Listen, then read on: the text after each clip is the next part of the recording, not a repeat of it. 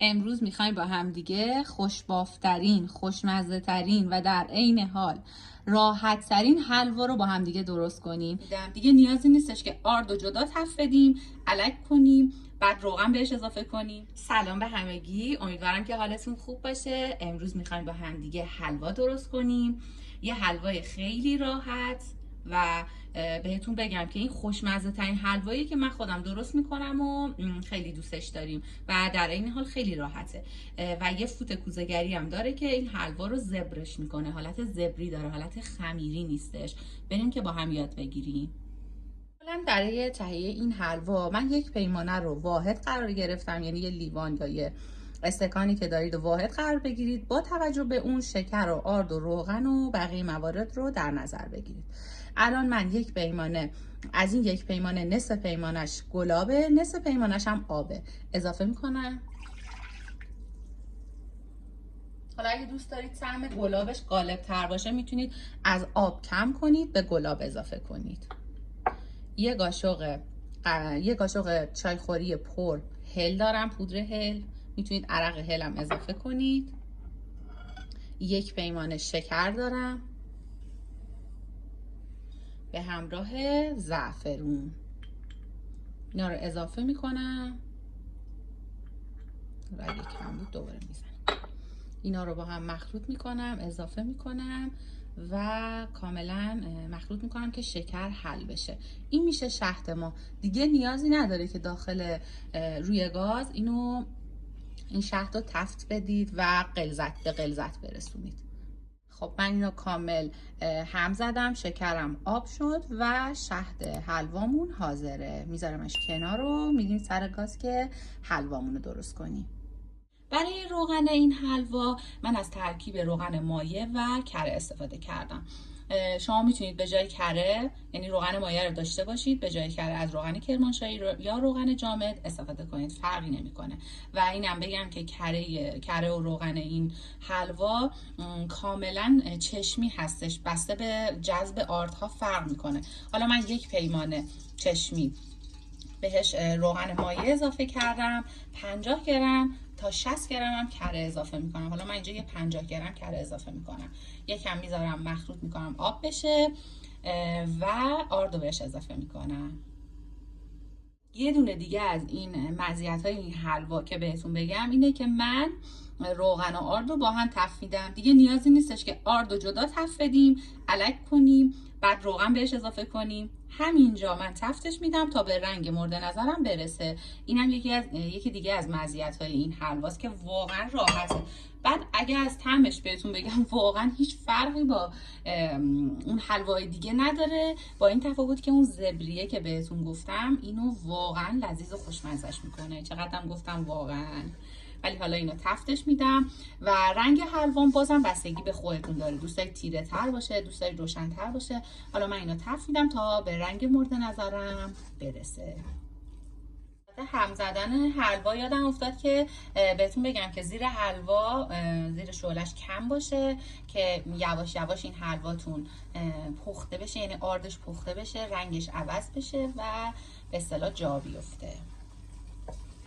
ببینید اینجا الان من یک ربع که دارم همش میزنم. شما اگه حلوایی روشن تر میخواید در همین حد کافیه، ولی اگه میخواید حلواتون تیره تر باشه مثل من بیشتر تفتش بدید. برای تست این که حلواتونم به رنگ دلخواهتون رسیده یا نه، یه مقدار از اون شهد رو داخل یه نربکی یا ظرفی بریزید، یه اینقدر از این حلوا رو داخلش بریزید، هم بزنید، رنگش مشخص میشه. اگه به اون رنگ دلخواهتون رسیده بود، شهد رو همون لحظه بهش اضافه کنید. الان برای من به رنگ دلخواه نرسیده، من یه حالت 10 دقیقه دیگه تفتش میدم و میام با هم دیگه شهد رو بریزیم. اینکه حلواتون زبر بشه و اون بافتی که بهتون گفتم رو داشته باشه، توی این مرحله به اندازه 2 تا ملاقه من از این حلوا برمی‌دارم، همین اندازه. همین باعث میشه که بافت حلواتون کاملا تغییر کنه. میذارم کنار، حالا بهتون میگم کی اضافه کنید. یه مقدار دیگه تفت بدم، 5 دقیقه دیگه تفت بدم، این رنگش قشنگتر میشه. بعد میام شهد رو میریزم و بقیه مراحل. ببینید این الان ببینید چه بافتی پیدا کرده، چه رنگ طلایی پیدا کرده. این رنگ مورد نظر منه. حالا من میخوام جلوی شما، احساس کردم متوجه نشید، اینجوری تست رنگ رو انجام بدم. یه مقدار از شهد رو ریختم، یه مقدار از اینم میریزم، سریع با قاشق همش میزنم. ببینید شهدش کم، چیزش موادش کم، همش میزنم. تقریبا رنگ دلخواه منه، این تقریبا رنگ دلخواه منه. حالا شما میتونید از این تیره تر یا روشن تر برش دارید. مرحله کم کم شهد رو اضافه میکنم. زیر گازم خاموش میکنم. کم کم شهد رو اضافه میکنم و به خورد حلوا میدم. ببینید همش بزنید خودش به خورد حلواتون میده. یکم همش میزنم، دوباره شهد بهش اضافه میکنم. شهد رو تا زمانی اضافه کنید که یه رنگ طلایی براق به شما میده. خودتون متوجه میشید. الان من اضافه میکنم جلوی شما. اینو تون تون همش بزنید که ببینید داره فرم میگیره. خب حالا بازم شهد رو اضافه میکنم. حالا تو این مرحله چیکار میکنیم؟ این فوت کوزه‌گری که باعث میشد حلوای ما ترد بشه رو به حلوا اضافه میکنیم. اینو اضافه میکنیم و همش میزنیم. همین یه ذره باعث میشه که بافت حلوامون خیلی ترد و خوشمزه بشه، حالت خمیری نداشته باشه. ما بقیه حلوا شهدم اضافه میکنیم.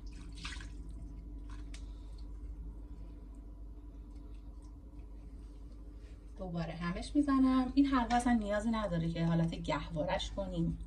میگم خیلی حلوای راحت و خوش قلق و در عین حال به نظر من خوشمزه ترین حلوای مجلسی و زعفرونیه که شما میتونید درست کنید. پر از طعم و خوشمزگی.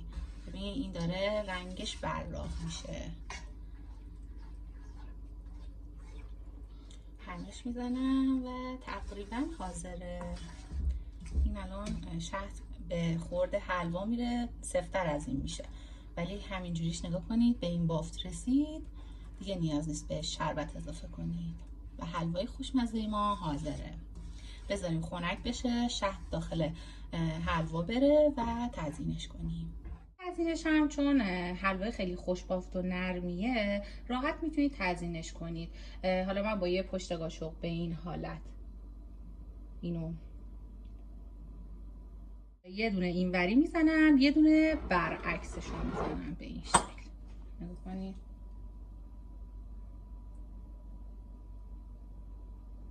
به این شکل میشه. ببینید یه حالت اینجوری موجدار خوشگل میشه. حالا من میخوام با پرک بادوم و پسته تزیینش کنم. میتونید با نارگیل، میتونید با گل محمدی. من گفتم حالا برای کسایی که میخوام با پرک بادوم تزیینش کنن یه ویدیو بگیرم. اینجا گل درست میکنم. 3 تا دونه پرک زدم کنار هم دیگه. بعد از این به این حالت که میبینید این جایی که خالیه رو دوباره پرک میزنم. میریم ردیف بعدی.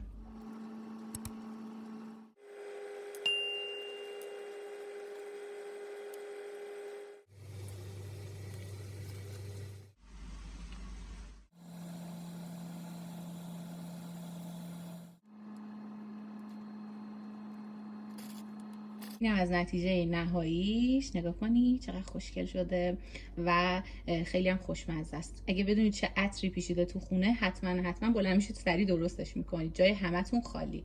امیدوارم که درستش کنید، دوستش داشته باشید، کنار خانواده لذتشو ببرید.